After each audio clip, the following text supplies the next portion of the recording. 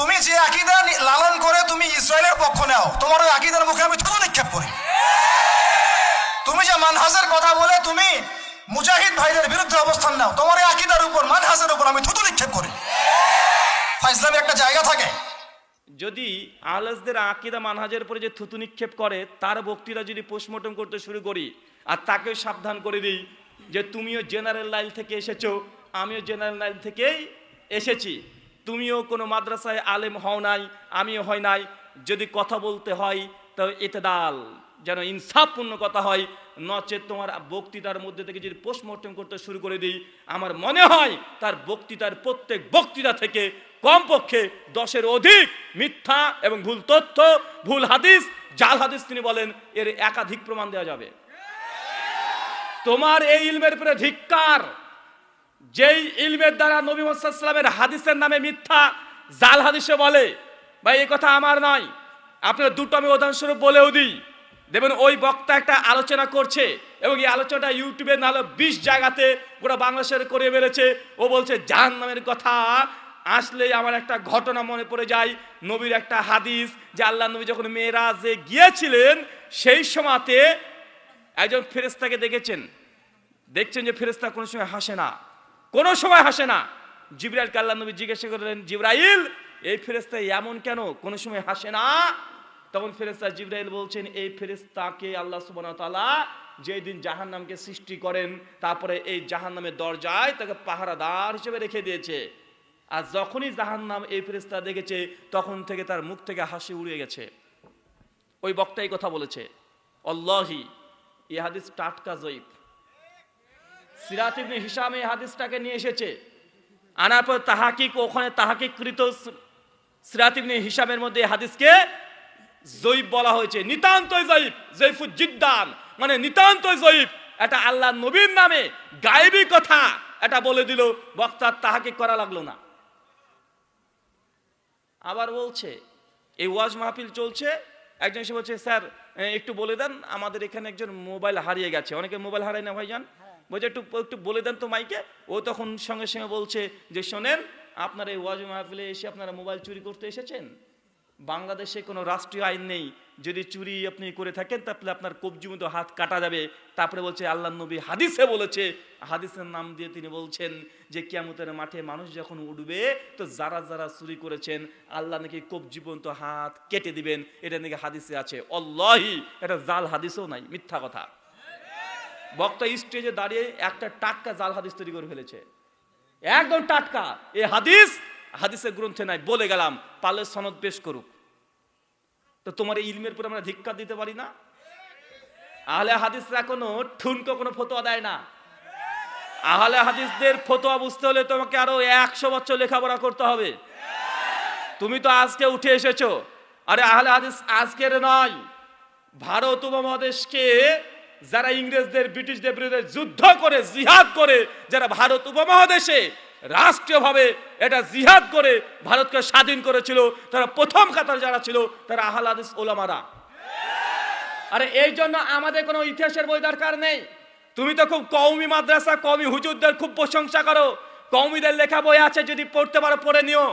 ওলেমাই হিন্দ কা শানদার মাঝি উর্দু কিতাব ভারতের দেওবন্দি হুজুররা লিখেছে, দ্বিতীয় খণ্ডে 420 পৃষ্ঠা লিখে রেখেছে যে ওলেমাই হিন্দ কা শানদার মাঝিতে যে ব্রিটিশদের বিরুদ্ধে প্রথম যারা ফতোয়া দিয়েছিল তাহলে প্রথম সারিতে যে 30 জনের নাম আছে, প্রথম নামটাই আলেমদেরই আছে। আর সেই সময় কওমি হুজুরা তারা ফতোয়া কি দিয়েছিল, সেই সময় রশিদ আহমেদ গাঙ্গুই পরিষ্কারভাবে ফতোয়া দিয়েছে, আশরাফ আলী থানভী পরিষ্কারভাবে ফতোয়া দিয়েছিল সেই সময়তে যে না, এখন ভারতবর্ষে এই অবস্থায় আমাদের জন্য জিহাদ করা এটা ফরজ নয়, জিহাদ করা যাবে না। তারাই ফতোয়া দিয়েছে এবং তারা এক ধাপ এগিয়ে গিয়ে আরো কথা লিখেছে যে লড়াই করকে क्या फायदा, খিজির को तो हम अंग्रेज के साथ में पा रहा हूं। ওনারা বলেছিলেন যে লড়াই করে কি লাভ, আরে খিজিরকে তো ইংরেজদের কাতারে দেখতে পাচ্ছি। কত কি বুঝতে পারছেন না? এটা কওমিদের ফতোয়া ছিল। আহলে হাদিসরা কাদিয়ানীদের বিরুদ্ধে এত লেখালেখি করেছে, কাদিয়ানীদের কথা আসলেই প্রথম যার নাম চলেছে তার নাম কি? কাজী সানাউল্লাহ অমৃতসরী রাহিমাহুল্লাহ। তার লেখনী, তার বাহাস, তার মুনাজারা গোটা বিশ্বের মানুষ এক নামে চেনে। এটা কোনো তোমার ঘরের মানুষ না, এরা হচ্ছে স্বঘোষিত, একদম ঘোষিত, বুক খুলে বলতো আমরা আহলে হাদিস, আমরা আহলে হাদিস। আর আহলে হাদিসের মানহাজের উপরে তুমি থুতু নিক্ষেপ করো, তোমার ওটা থুতু না। বদদোয়া তো করা যায় না মুসলিম ভাই, বদদোয়া করা যায় না। শুধু একটা কথা বলবো, সূরা আলে ইমরান আয়াত নাম্বার 61 আল্লাহ বলেছেন লানাতুল্লাহি আলাল কাযিবিন, মিথ্যুকের উপরে আল্লাহ লানত বর্ষিত হোক। যে সত্যি সে মিথ্যাবাদী হয় তাহলে লানত হবে। কথা বুঝতে পারছেন না? মানে শ্রোতাদের অন্য কিছু না, একটু গরম গরম যদি বক্তৃতা দেওয়া যায়, দেশের বিরুদ্ধে রাষ্ট্রের বিরুদ্ধে কথা বলা যায়, তাই জনসাধারণ ঠিক ভুল করে চিৎকার মারবে, বক্তার বাজারে বেড়ে যাবে, ভাবে বাপ রে বাপ, দেখেছিস কত বড় বক্তা জিহাদ ফরজ করে দিয়ে চলে গেল। কিসে? মাইকে জিহাদ ফরজ করেছে, বক্তৃতা শেষ, গাড়িতে বসে বসে ঘুমাচ্ছে, বাড়িতে গিয়ে বউর সঙ্গে ঘুরতে যাচ্ছে। বেটা তুমি জিহাদ ফরজ করলে তুমি এখন ঘুরে বেড়াও কেন? কেন ফিলিস্তিনে তুমি যেতে পারো না? আহলে হাদিসরা বললো বুঝলাম যে এখানে যে কাজটা করছে ঠিক বা ভুল ওটা পরের বিষয়। তুমি তো মনে করছো যে ইহুদিদের বিরুদ্ধে এখন গিয়ে যুদ্ধ করা উচিত, এটা ফার্জি আইন হয়ে গেছে। তুমি যাও না কেন? তোমার টাকার অভাব? শুধু মাইকে ফতোয়া দিলে হয়ে যাবে? মাইকে শুধু ফতোয়া দিলে হয়ে যাবে? আর যখন জিহাদ ফরজ হবে তোমার মতন বক্তাকে খুঁজে পাওয়া যাবে না। এর আগে যেমন 3 দিন গায়েব ছিলে, এর আগে যেমন 3 দিন গায়েব ছিল, 3 দিন 10 দিন গায়েব থেকে যাবে। জিহাদ ফরজ হয়ে গেলে আজকের বাচ্চারাই জিহাদে প্রথম কাতারে, তারাই নেতৃত্ব দিয়ে, তারা রক্ত, তাজা রক্ত দিয়ে গোটা দেশকে স্বাধীন করে দিতে পারে। এটা গায়ের জোরে কথা নয়, এর ইতিহাস প্রমাণ আছে, হাজার হাজার ইতিহাস প্রমাণ আছে। ব্রিটিশ বিরোধী আন্দোলনের সিপাহী বিদ্রোহ 1857 সালে গোটা যুদ্ধটাই, জিহাদটাই আহলে উলামারা করেছে। একজন দেওবন্দি, একজন বেরেলভী, কাদের ফতোয়া মজুদ নাই। এটা আমি এমনি বলছি না, আমার কথা কাট করে দেখা কেউ কারো হিম্মত থাকলে। 1857 সালে শ্যামলী যুদ্ধে একজন হানাফি, দেওবন্দি, বেরেলভী, ফুরফুরা, এনাদপুরি, জৌনপুরি, রাজারবাগী, মাঝখানে ফুলতলি, দেওয়ানবাগী, আটরশি, একজনে ফতোয়া দেখা যে 1857 শ্যামলীর যুদ্ধে কোন দেওবন্দি হানাফিরা ফতোয়া দিয়েছিল জিহাদ ফরজ, কেউ দেয়নি। আহলে হাদিসরা প্রথম ফতোয়া দিয়েছে এবং যুদ্ধ আহলে হাদিসরাই করেছে। আমরা ভারতের মানুষ, বেশি গরম দেখে লাভ নাই, কারণ দেওবন্দি এটা বাংলাদেশের না, এটা কোথাকার? ভারতের। যে সুন্নি বেরলভী বলছেন এটা ভারতের। এনাতুল্লাহ আব্বাসী জৌনপুর এটা ভারতের। তাবলিগ জামাত কোথায় তৈরি হয়েছে? হরিয়ানাতে, ওটা ভারতের। যতগুলো দল বাংলাদেশে চলছে সবগুলোর শেকড় হচ্ছে ভারতের। তাই ভারতের ইতিহাস আমার চাইতে আপনি বেশি জানেন না, আর আমি ইতিহাসেরই ছাত্র, আমার ইতিহাসেরই অনার্স করা আছে। তাই ইতিহাস যদি আমরা খুলে যদি বলতে শুরু করি একদম নাঙ্গা হয়ে যাবে। কিন্তু শুধু বলতে চাই না এই জন্যই, কারণ আমাদের আলোচনাগুলো এখন ইউটিউবে যাবে। যখন আমি তাদের বিরুদ্ধে ইতিহাস খুলে খুলে দেখাবো, তখন ভারতের কিছু অমুসলিম মিডিয়াগুলো আছে, আমার ভিডিও কাট করে নেবে। তারা বলে দেখো দেখো, আমরা বলি না যে মুসলমানরা ভারতের শত্রু, এই দেখো দেখো দেখো দেখো, এই হুজুরটাই বলছে এই দারুল উলুম দেওবন্দ মাদ্রাসার, বেরলভী মাদ্রাসার ইংরেজদের পক্ষে ছিল। এটা তখন কাট করে মিডিয়া দেখাবে, আমার কমের তখন ক্ষতি হয়ে যাবে। এই জন্য আমরা বলতে চাই না এই কথাগুলো। বারবার আমাদেরকে বলেন ইংরেজদের দালাল, ইংরেজদের দালাল।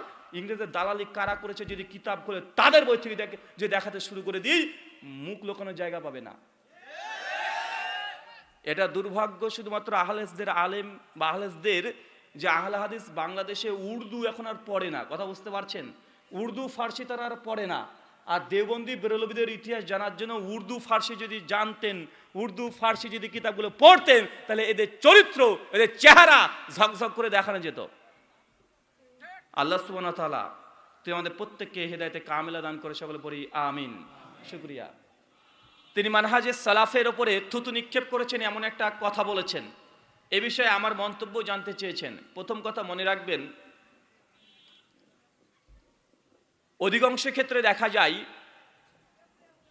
যে মানুষ কথা বলার সময় ব্যালেন্স হারিয়ে ফেলে। আছে না নাই? আছে।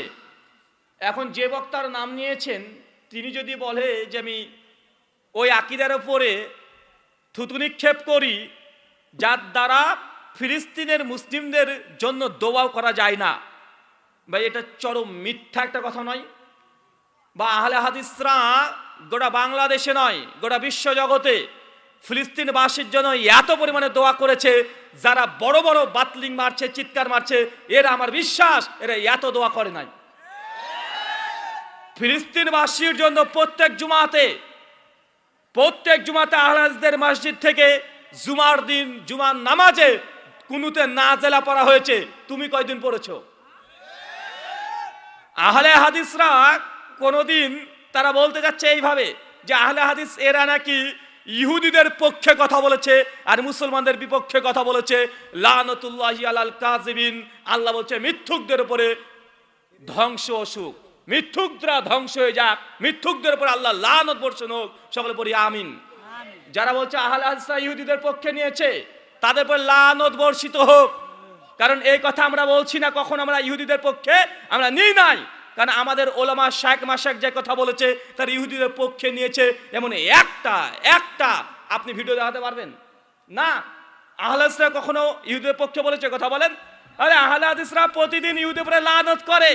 সূরাতুল ফাতিহা ইমাম মুক্তাদির সময় পড়ি কি পড়ি না? আমরা প্রতিদিন বলছি গায়রিল মাগযুবি আলাইহিম ওয়ালা যাল্লিন, এরপর আমরা বলছি আমিন। বা ইবনে কাসির উঠিয়ে দেখেন, এই যে আমরা ধ্বংস চাইলাম কার চাইলাম? কথা বলেন। ইহুদ এবং খ্রিস্টানের। আপনাদের ওই বক্তার নাম আমি নিচ্ছি না,